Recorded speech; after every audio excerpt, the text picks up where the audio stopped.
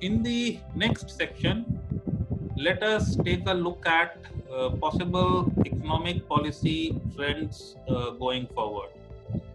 And this will help us gauge as to what may be experienced by companies and sectors, ultimately helping us position portfolios over a period of time. In many ways, the situation that we see today uh, is similar to the one that we saw in 2002, while there are differences. Now, growth has fallen like it had fallen then. Then a strong reform momentum with increased participation from domestic private sector primarily had brought India back on its growth path. Now, public-private partnership in infra building, APDRP in power sector, opening up of the oil and gas sector through NELP, refining sector was opened up, and the fuel prices were deregulated while they were rolled back later. And in terms of privatization, two large PSUs, Hindustan Zinc and VSNL, were privatized in that period. So, some steps being taken to increase private partnership, private investments, and spur growth. Steps being taken to increase government finances and help the government do more in the next period. Now, present situation hence does have a template in the past. However, today the domestic savings rate is lower than those times, and household debt is higher.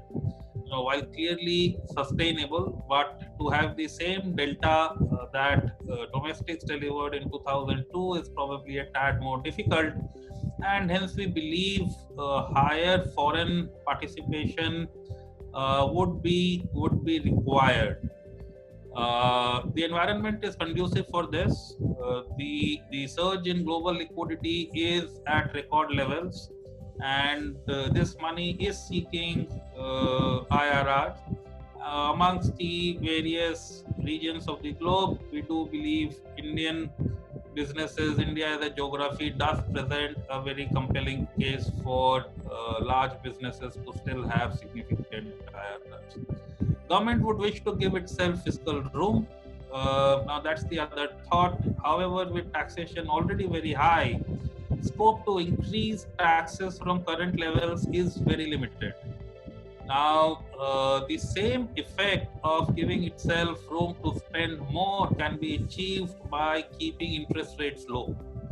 Okay, what will happen is this will reduce interest payouts over a period of time, and even with similar or a smaller growth in overall tax revenues, if the interest expense is less, the amount of money the government will have to spend on development would go up. Given this, we do believe that the chances this time of interest rates staying lower for longer is higher. In the past, we had two periods. Once in 2002-3 kind of a period, and the other after the GFC, where interest rates did come down sharply, but they also show a very sharp bounce back. In this period, we really believe we could see interest rates stay lower for longer. Now, every time we have had a crisis, Government of India has used it to improve the growth trajectory for the country through reforms, and as we discussed before, through various other means to encourage private and foreign participation in business. The idea has to be to increase the size of the cake rather than to take a larger bite out of the same cake to pay up liabilities that the government is piling up in the present to support the country in this difficult period. We have already seen a slew of measures towards this. domestic production is being encouraged. After a long while, we are again seeing import tariffs increasing. This gives domestic manufacturing a leg up for sure. Moreover, production-linked incentive plans seem to be the instrument of choice for the government, and they have already been extended for chemical and the electronic sectors. The schemes would pay for themselves by and large, with income tax revenues on profits on increased production and income tax on employees. I mean, till date, we have seen such schemes being extended more for the labor intensive sectors. And we do believe taxation on domestic manufacturing, the manufacturing profits of the corporates, and the income tax on the people getting jobs in such units would more or less end up paying for the monies which the government may be putting into these businesses in the first place over a period of time. While there may be some lead lag in terms of timing. Many states also have relaxed labor laws and are rolling out a red carpet for investments. While services could continue to grow, we are a strong services country.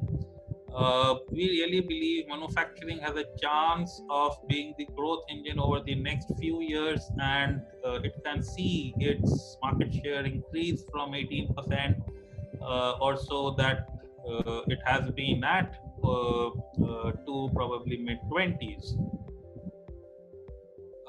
Subsidies are reducing, and with everyone having a bank account, they are well focused and wastages are lower. Petrol and diesel regulation has sustained. Government has taken the opportunity to increase fuel taxes to take the benefit of lower crude prices. We do believe they will stay for as long as fuel prices stay low. We do believe fuel prices would stay low for longer. Here again, the country is seeing a reform.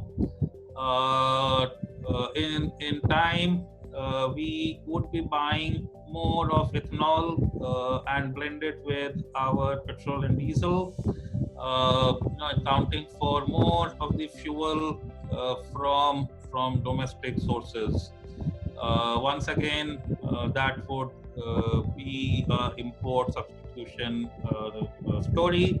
It will help domestic manufacturing. It will smoothen the cash flows for the sugar mills, and also increase cash flow to the farmers of sugarcane.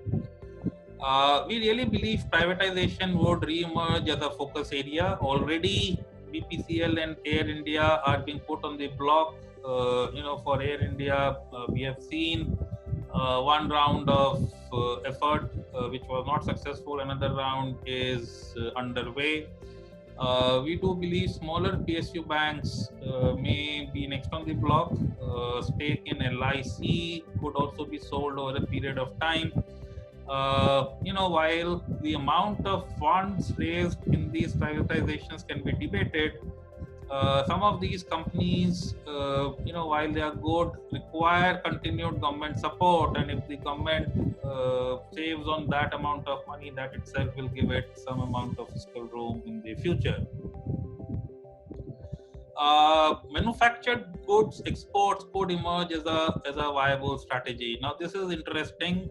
For a long while, we heard that growing through growth in exports cannot be a strategy given the presence of China, given the fact that the whole world seems to be swimming in capacity and there are overcapacities everywhere. But now what is happening is there is a realignment of production capacities. Countries are trying to diversify their sourcing base away from China. India, at the same time, is reevaluating its regional trade blocks and increasingly letting it be known that manufacturing in these countries to access Indian markets is a risky strategy. In short, encouraging guys who want to service the Indian markets to produce in India rather than the neighboring countries. Now, if somebody does that, then the corresponding neighboring country markets start to be open to us for exports, apart from other global markets as well. So this is again something which can happen in the realm of possibilities.